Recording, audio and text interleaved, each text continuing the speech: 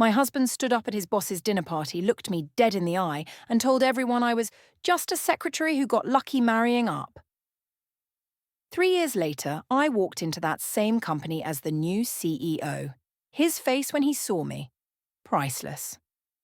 Before we dive into this story, do me a favor. Hit that like button if you've ever been underestimated.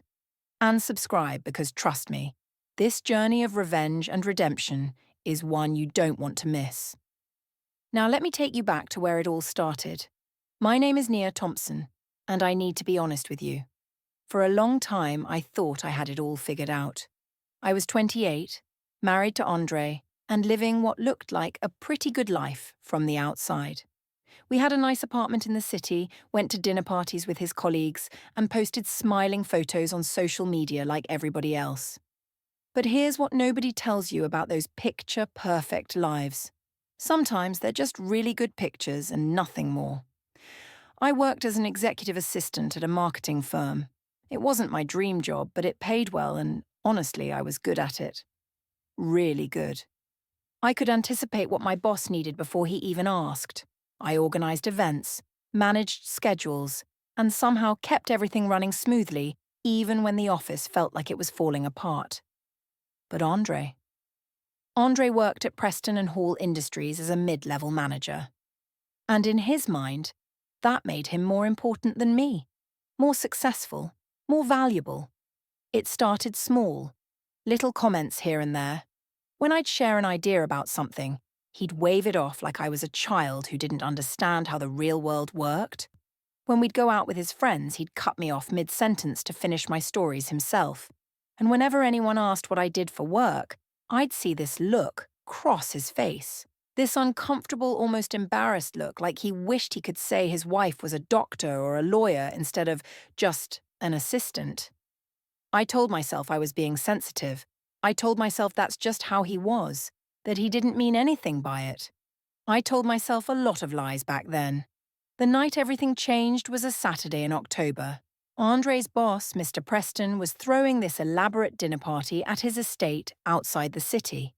It was one of those events where everyone gets dressed up and pretends they're fancier than they actually are. I wore this burgundy dress I'd been saving for a special occasion. I did my hair, my makeup, everything.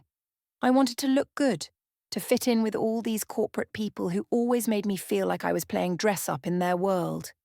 The party was beautiful, I'll give them that.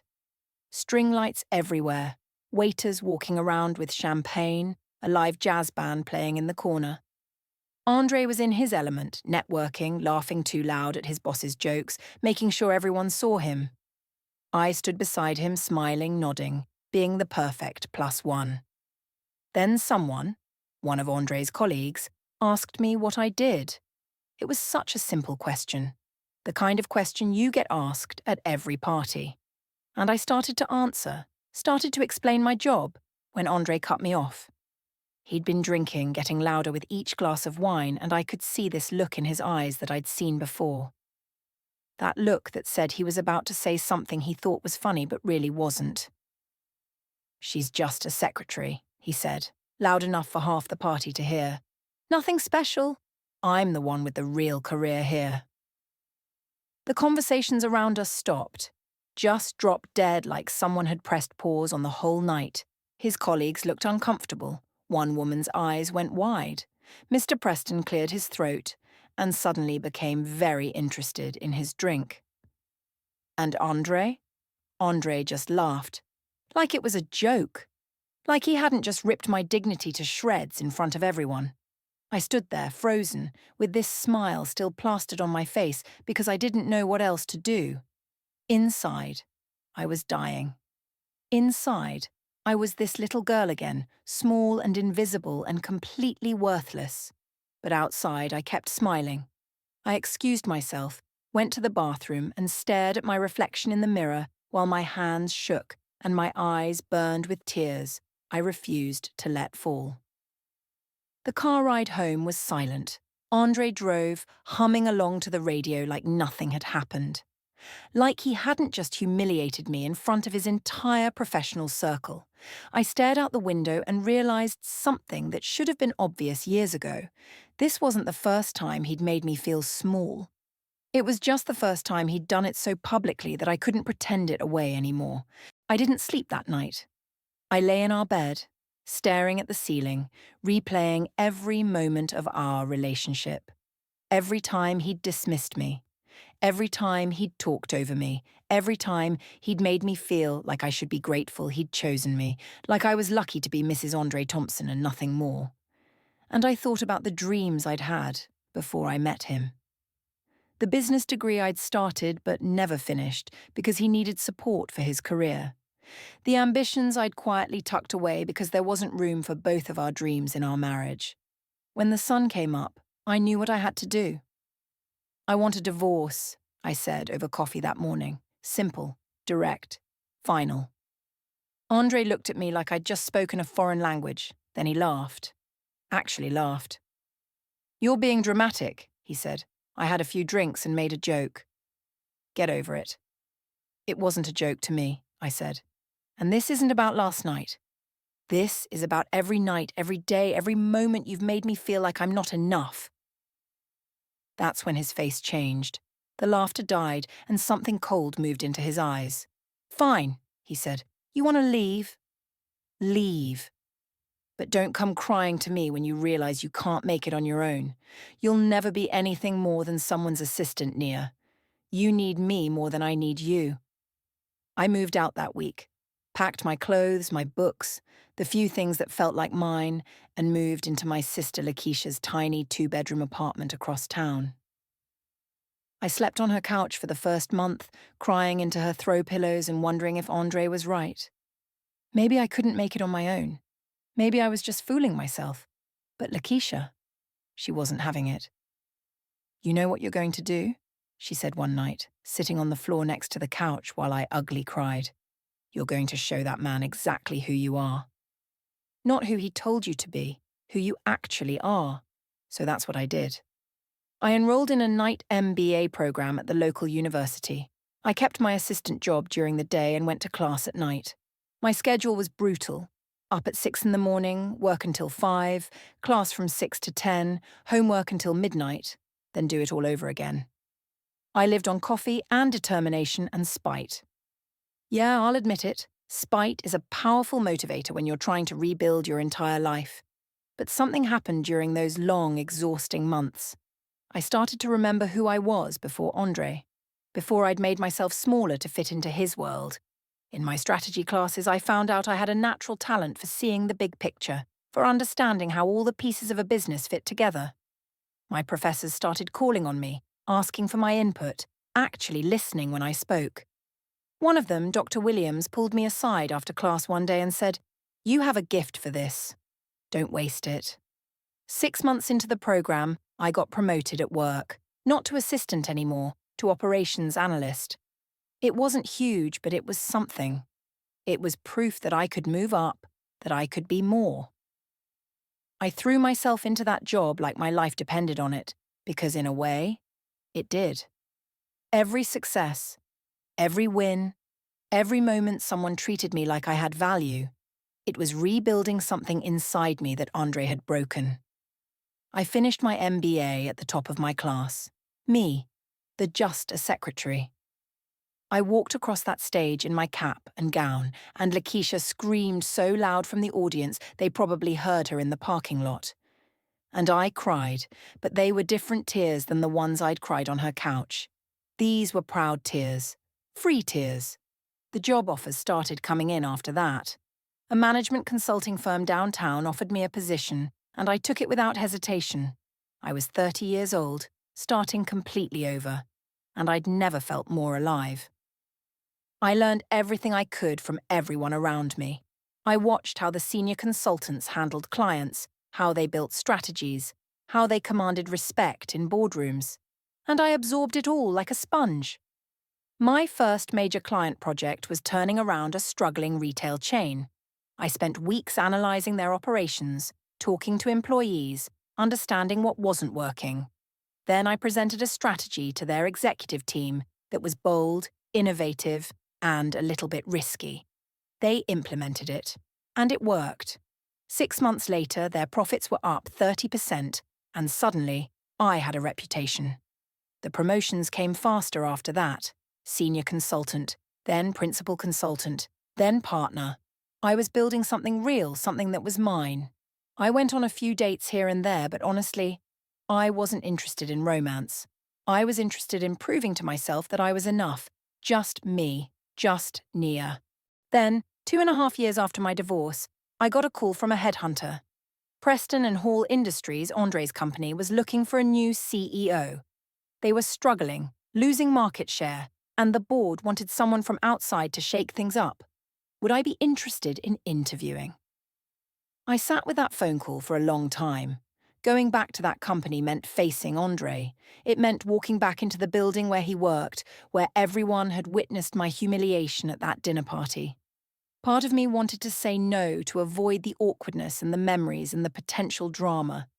But a bigger part of me, the part that had spent 3 years rebuilding herself from nothing, wanted to walk through those doors with my head held high. So I said yes. The interview was intense. I sat across from the entire board of directors in their conference room and presented a comprehensive turnaround strategy I'd spent 2 weeks preparing. I talked about operational efficiency, market repositioning, company culture, and growth opportunities. I answered every question they threw at me with confidence and clarity. And when I walked out of that building, I knew I'd nailed it. They offered me the position 3 days later, Chief Executive Officer of Preston and Hall Industries, the same company where my ex-husband worked, the same company whose boss had stood awkwardly by while Andre humiliated me. I accepted on the spot. My first day was a Monday in March, exactly 3 years and 4 months after that dinner party. I put on my best suit, a charcoal grey power suit that cost more than my entire wardrobe used to, and walked into that building like I owned it. Because in a way, I did. I was the CEO now, the top of the chain, the person everyone answered to. My new assistant gave me a tour of the executive floor, showed me my office, this massive corner office with floor-to-ceiling windows overlooking the city, and handed me personnel files to review. I went through them one by one, learning about my new team. And then I saw his name. Nia Thompson. Still in middle management. Still in the same position he'd been in 3 years ago. Passed over for every promotion he'd applied for. The company-wide introduction meeting was scheduled for 10 o'clock. Every employee was required to attend. I stood backstage in the auditorium listening to Mr. Preston introduce me to the company, and my heart was pounding so hard I thought everyone could hear it. Not from fear, from anticipation. When I walked out onto that stage and looked into the audience, I saw him immediately. 3rd row, aisle seat. Andre's face went through about 5 different expressions in 3 seconds.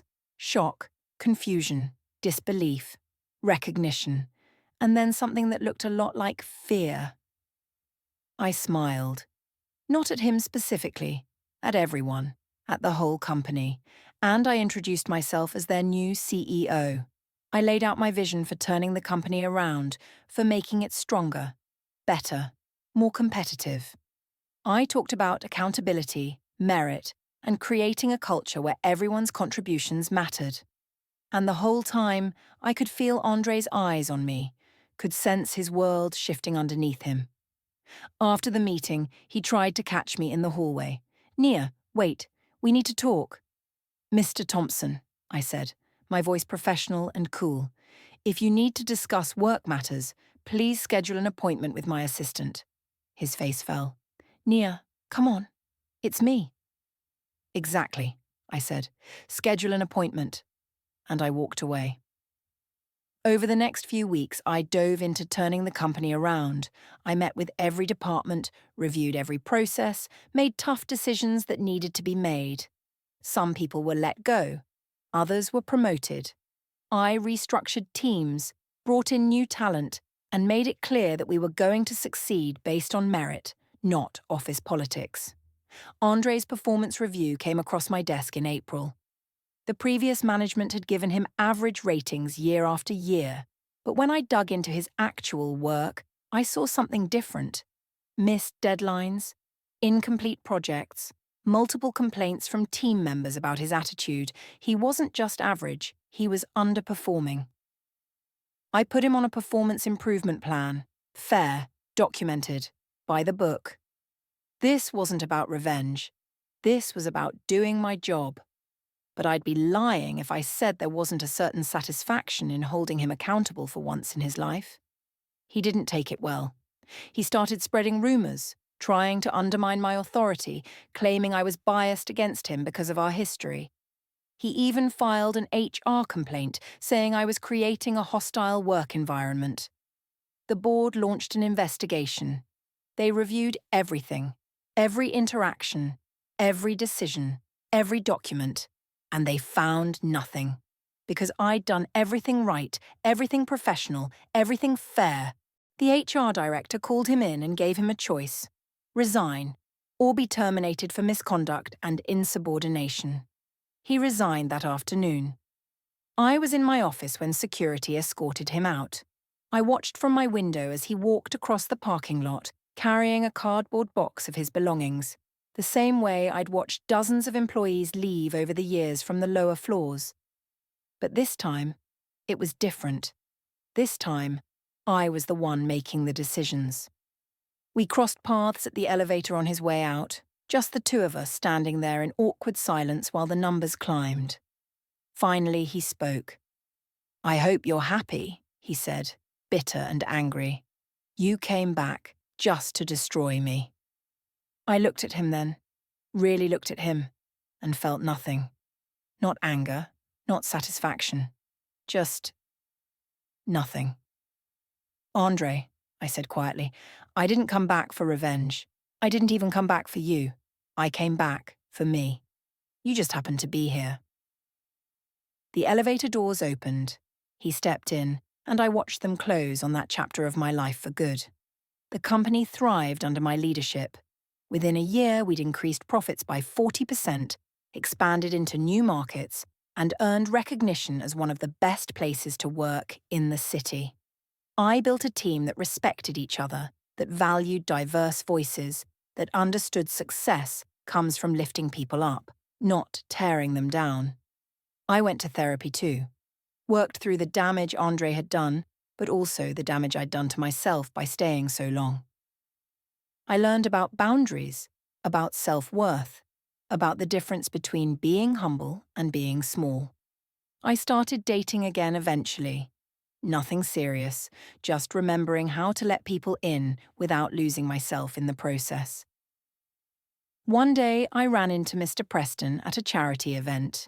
He approached me carefully, like he wasn't sure if I'd want to talk to him. "Nia," he said, "I owe you an apology. That night at my house when Andre said those things, I should have spoken up. I should have said something. I could have been angry.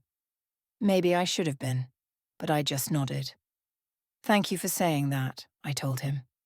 "It would have meant a lot back then, but I'm glad it happened the way it did, because it pushed me to become who I was always meant to be. And that's the truth. If Andre hadn't humiliated me, I might have stayed. I might have kept making myself smaller, kept accepting less than I deserved, kept believing his version of who I was. The pain pushed me to my purpose. The humiliation became my motivation. His words, "You'll never be anything more than someone's assistant," became the fire that forged me into someone stronger. Here's what I learned through all of this. Other people's opinions of you are not facts. They're just opinions. Andre thought I was just a secretary because that's all he could see. His vision was limited by his own insecurities, his own need to feel superior. But his limitations weren't mine. His inability to see my potential didn't make that potential any less real. Success isn't about proving someone wrong, it's about proving yourself right. It's about looking in the mirror and recognizing the person staring back. It's about building a life that feels authentic and meaningful and yours. Yeah, there was satisfaction in walking into that company as CEO. But the real victory happened long before that. It happened every night I chose to study instead of giving up. Every morning I got up and kept going even when I was exhausted. Every moment I chose to believe in myself when it would have been easier not to. Your comeback is always stronger than your setback. Always. Because setbacks force you to dig deep, to find resources you didn't know you had, to become someone you never would have become if everything had been easy. Andre thought he was ending my story that night at the dinner party. But really, he was just ending the chapter where I was too small for my own life. What came next? That was all me. So that's my story, from humiliated wife to CEO. But here's what I want you to take away. Whoever made you feel small, whoever told you that you weren't enough, they don't get to write your ending. You do. If this story inspired you, hit that like button and drop a comment telling me about a time someone underestimated you. And subscribe because I've got more stories about women who refuse to stay down. Remember, your comeback is always stronger than your setback. I'm Nia, and I'll see you in the next one.